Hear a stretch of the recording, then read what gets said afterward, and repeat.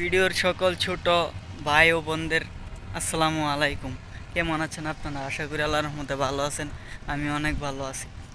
এইবার আসছি এক জায়গার মধ্যে, মানুষ বলতে কোনো জিনিস এইখানে নাই। কারণ কি জানেন?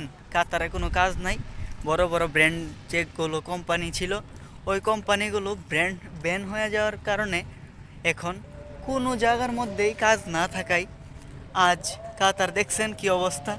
এখন রাত 10টাও বাজে না, 11টাও বাজে না, দেখেন আজানও দিতেছে, আজান দিতেছে, এশার আজান দিতেছে। এখানে আসছি শুধু এইটা দেখানোর জন্য যে এখনও যে বাংলাদেশে ভিসা দিতেছে, এখনও যে তাদের মন মতো ভিসা দিতেছে, আইসা যে কাজ পাইবো না।